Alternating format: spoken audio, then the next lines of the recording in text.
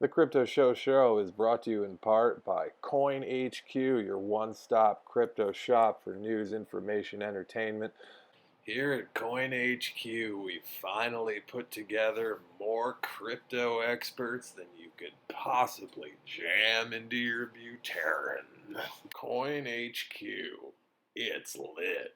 Hey there, what do you know? It's time to watch the Crypto Show. It's a show about crypto. Crypto Show. Hey there, crypto folk. Your pal, Renner Rocker, back. Just like to say, it's been an interesting week in the markets. Had some major FUD going down, courtesy of Mnuchin and Forbes. After having a nice little run up in the market, we had 5 red days. A Forbes article which came out at 5 in the morning, about minutes before the precipitous drop off at the beginning of this week, was very timely. But it didn't really say anything new. In fact, this Cointelegraph article dated December 19th, 2019 kind of implied the same things. So it's really hard to say what was trying to be accomplished with this whole article except acting like a trigger to just dump the whole crypto market right into oblivion. Nothing we haven't seen before, but yeah. Anyway, I'd like to say hey to Chamber from the Rec podcast. Love those guys. You should check them out. But he mentioned that the last time he saw my podcast, he mentioned that it looked like I was getting pretty lit. I mean, I am my own worst enemy, but which is sometimes happens. I don't know how, so I figured this one's for you, Chamber. I wouldn't want to disappoint you. Alright, now we can get started. I got my buddy with me here tonight. He's a little bitty Rex. Which reminds me why you should use Bittrex, not Binance. Another wonderful reason here today laid out for you. You really got to love the spin that CNBC is helping Binance put on everything here. They got their new American spokeswoman, Crypto Coley, here. We talk about how she's smart and eloquent, which is cool. Good for her. Good for Binance, I guess. But really, this is just a little bit of PR. They want you to talk about how awesome the spokeswoman is and kind of overlook, let's forget the fact that CZ lied about them, Binance being regulated in Malta. Let's not forget that Binance enabled ICO schemes that defrauded investors out of millions of dollars, and because they took listing fees, they were complicit in this. So yeah, I'd just like to put the call out to CNBC to maybe have Crypto Coley back on and hear what kind of eloquent explanation she has for the millions of people that were defrauded by CZ.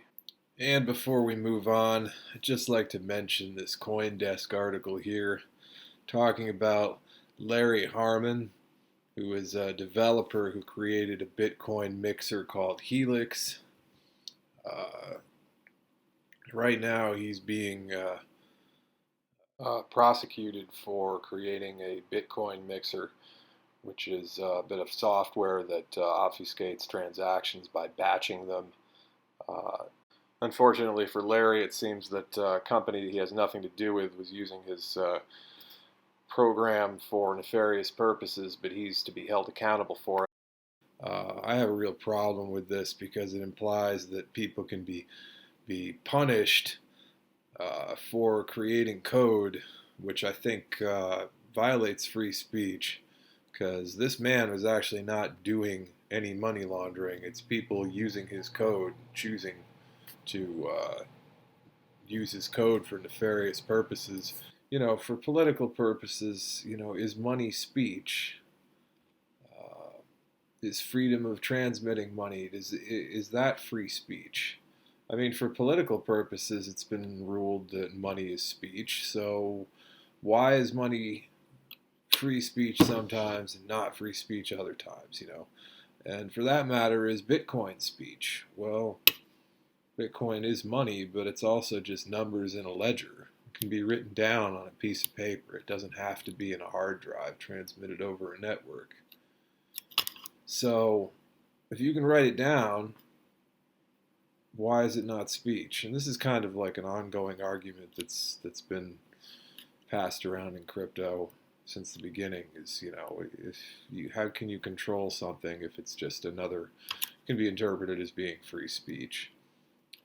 It's important to note that Helix was a custodial mixer, and I think that that's different than maybe a DEX-based mixer. And I think to quote the article, it says that coins centered around non-custodial mixers should not be subject to regulations because they offer user-hosted software tools.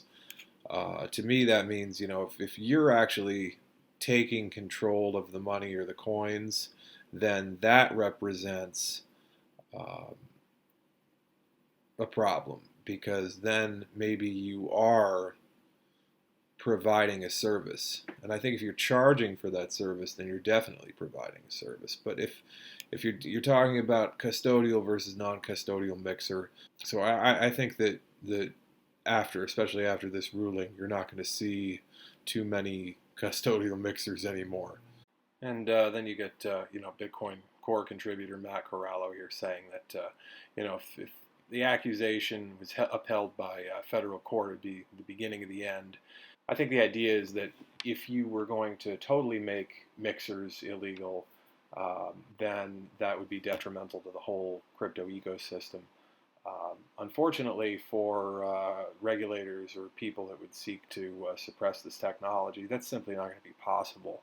It's going to be so easy to create a decentralized exchange that it will be impossible to control this technology. So some kind of solution has to be found. Well, moving on to more fun things, people talking about how the cutting of block rewards necessitates a price increase, not just because the block reward itself is lessened, which disrupts the stock to flow ratio, but because in order for miners to be incentivized, they have to be paid.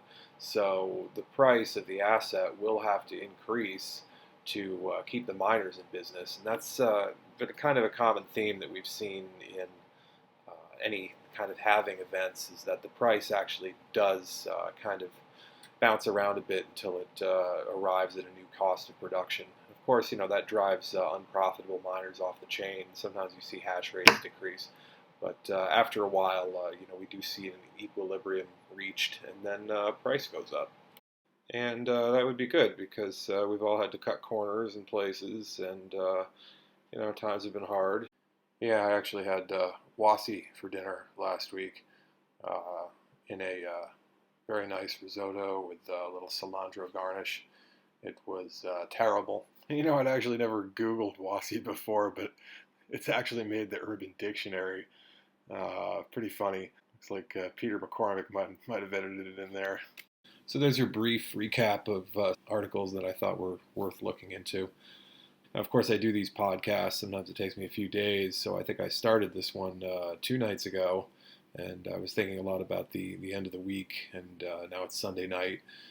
Had a pretty good weekend, and things are turning around. Looks like we just filled the CME gap, which is always nice. We run up a little bit on Sunday, and then they just yank the rug out from under us, usually sometime in the middle of the night on Sunday. They like to make it fun. Things have been coming back regardless of these little setbacks like last week. I'm pretty optimistic moving forward. I'm paying attention to a few things in particular.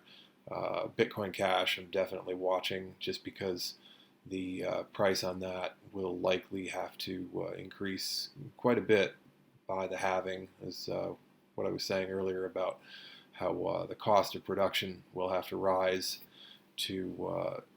or I'm sorry, rather, the cost as the cost of production rises, the cost of the asset will have to rise as well. So it only makes sense for the price of that to go up before halving, and then to settle into a higher price, somewhat higher than it is now. I'm not sure where. You can take a look at some charts for that. I'm also looking at still kind of digging deeper into Coinbase Pro coins right now. Um, Tezos, everybody's talking about that a lot. That took off. Um, I was shilled into going into Algorand, which I'm seeing a lot of chatter about on Twitter. I've read some things about it that indicate that I think it could be a really, really good investment in the next, in the short term, maybe medium to long term as well. Because I missed out on the Tezos train. It's not something I would likely buy now, just because of where the market cap is. It's kind of a little bit too high for me to want to buy, especially after this run up. But Algorand, I think, especially, and I look a lot at what market sentiment is. And so anyway, I'm seeing a lot of chatter about that. You can take a look at that. Okay, here's our Algorand Bitcoin chart. This is the daily here. And I've seen this pattern a lot lately, this kind of extended. And it seems like could be breaking through this level here. So I'd be watching around here and around here. I'm not a big technical analysis guy. I just look at past levels and kind of use those as a guideline for where I think things might turn. But I think given all the chatter I'm seeing on Twitter and the momentum that we're seeing here, I definitely see this continuing the trend. Now here's the Algo USD chart, which is actually what I've been trading. That's on Coinbase Pro. And look here. Let's just go to a 1 hour. See, for me, this is kind of maybe another cup and handle type pattern extension that we're seeing here. Again, I'm not a big TA guy. I kind of paint in broad strokes. So, my entry for this was probably right about 45, it definitely makes me late to the game. I might wind up holding this through, a correction or a downtrend, which could be in the cards because there's going to be a supply emission around the beginning of this month. So I could see this retracing. I'm not too concerned about holding this one if it retraces. And if we get some violent retraces, I might sell it and buy it back lower. And then the other coin I'm kind of looking at a lot right now is Civic. I've got a few different reasons I'm looking at that. The narrative behind that, at least in my mind, is that it's one of the smallest market capitalizations on Coinbase Pro. It's right only around $20 million market cap, which is very, very small, and especially considering the amount of money that has the potential to flow into Coinbase and Coinbase Pro once things really pick up. The competition, the other coins on there, I mean, Algorand is a couple $100 million market capitalization. You're looking at things like Stellar, which is much greater. But anyway, with a $20 million market capitalization, it's not going to take much interest for that price to appreciate. There's some interesting things about that coin that I like, not the least of which is Vinny.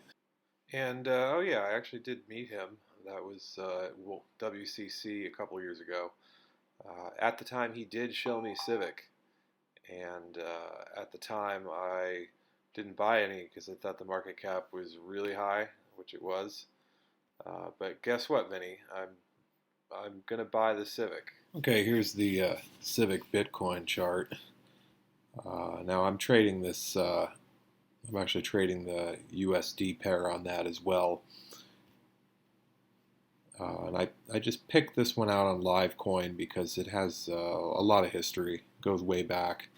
But right around here is when Vinny was shilling it to me, which would have been right around 1,800 to 2,000 Satoshi. So I'm pretty happy I didn't buy it, considering the trend after that. Looks like it's come down considerably. It's 330, 340 Satoshi, up to maybe as much as 400 Satoshi.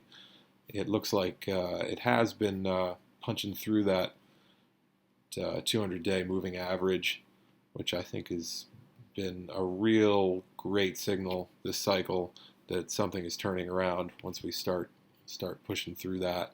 So anytime I see that, that's kind of a good idea for me to kind of start thinking about buying, especially because here we're kind of seeing, again, this could be kind of a cup and handle forming on this coin, at least on the BTC pair. So now I'll go ahead and I'll take a look at the USDC pair, but it's just an Ethereum token that's pegged to dollars that is used on Coinbase Pro. You can see it's actually GDAX, but still Coinbase Pro. We don't have quite the history on this coin here, and you can actually see on the USD pair we've had numerous closes above the 200-day moving average. Kind of the same thing here. You're seeing this zone here, which was kind of like the last holdout before we took this big dip. It was common across all markets in December of 2019. It looks like we reclaimed this level, which is about the 26, 27, 30 cent level, and or rather 3 cent level, and now we may be defining a cup and handle here. I really like that we've had this close. This is not just wicks like we see at the BTC pair. This is actually closes. We've seen multiple closes above the 200-day MA.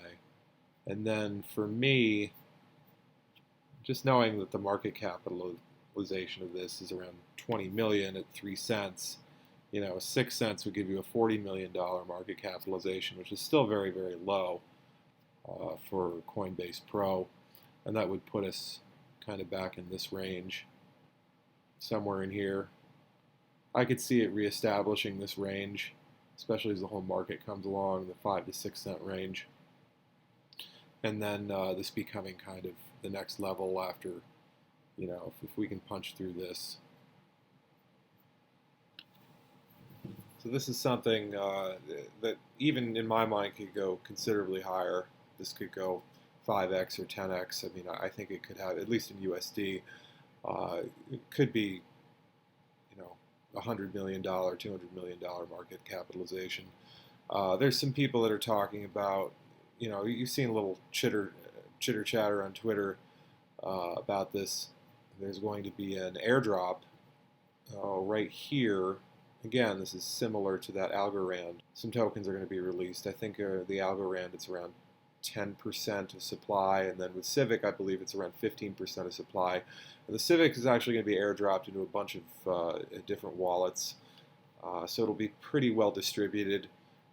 I think that kind of thing is good because it raises user awareness. It gets the coin in people's hands. It gets them using it. And for this coin, I believe it's like a 15% airdrop. All right, well, it's a $20 million market capitalization, so you're only adding $3 million worth of supply, and a lot of that's going to go into the wallets of people that are going to forget about it, or sit on it, or not know what to do with it, or spend it, and then it will be redistributed in the whole Civic ecosphere. So I don't think that's a bad thing. I mean, I think you could see a pullback. The same with this, maybe to this level. And then, I kind of think similarly with Algorand is that, this is a longer term trade. This is not like a day-to-day thing. I think this is more of like a weeks to months thing, and that the payoff is going to be, when you get into kind of spring and summer, you're really going to see this trade pay off. So that's Civic. And there's also various fundamental reasons why I think this could be a good coin to move into.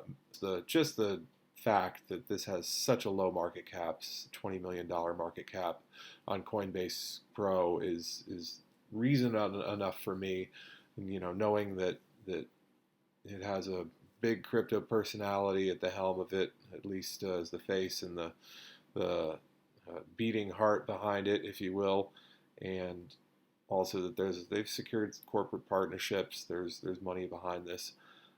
There's interest behind it, and it's an interesting use case too. It's identity on the blockchain, and the ability to, I believe they've incorporated some kind of facial recognition with it as well. So I believe it offers a whole lot of value at an extremely low price. And where we're looking, I'm looking at my Algorand buy to go, maybe 2x or 3x. I could see this going 5 or 10x, because, if Algorand's value is half of Tezos or approaching Tezos, then, we're looking at $500 billion market cap, 4 or 5, $600 billion market cap. But this could go 3x or 4x and still be sub $100 million market cap. And it may be a good deal even then at that price level, especially considering where it's at now and where it's been. So that's Civic.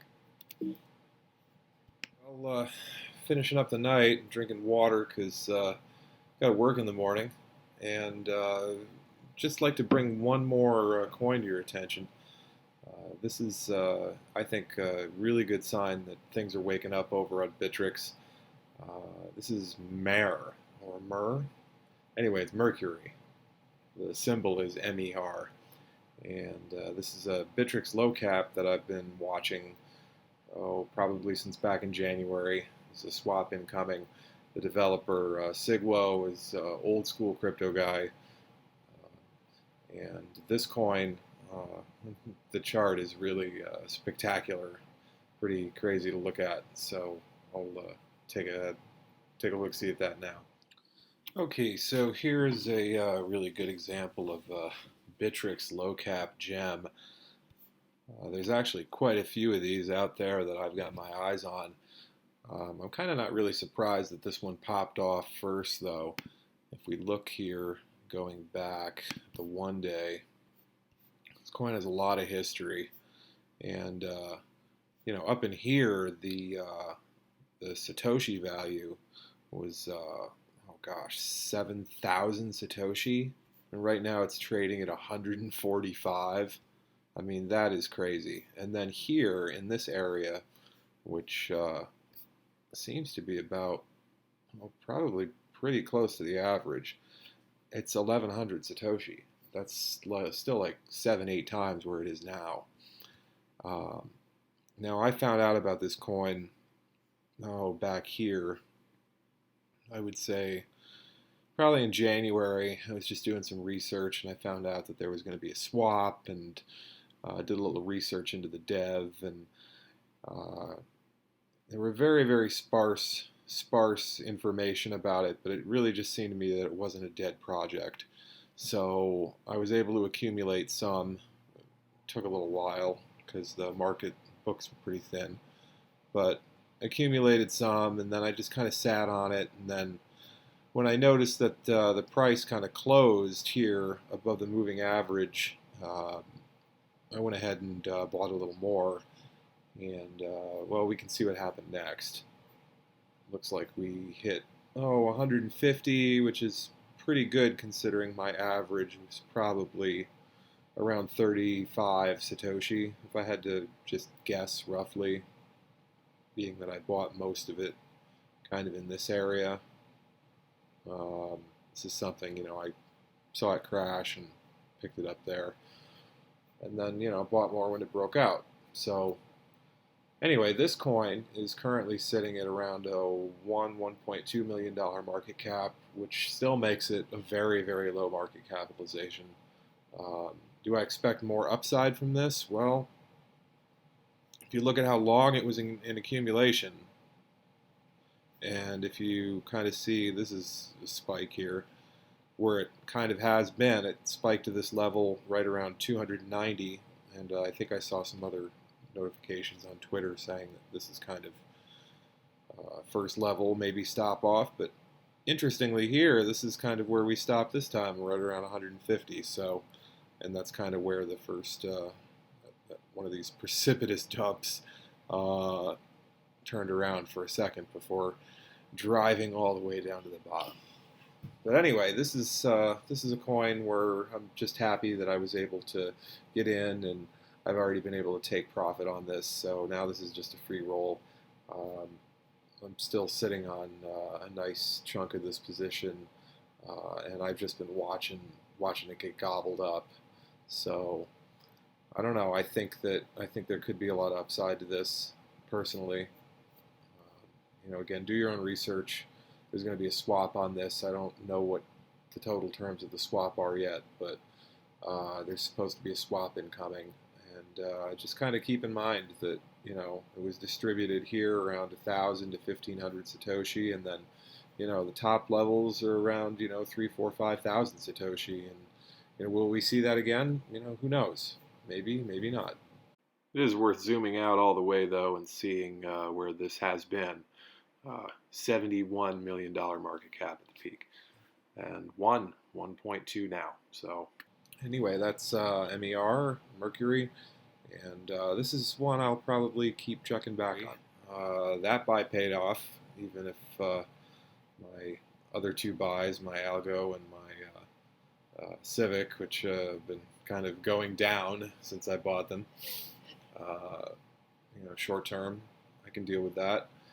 And that's just the way crypto works. You win some, you lose some, and you manage your positions correctly, and you try to let your winners run as much as possible, and hopefully you come out ahead.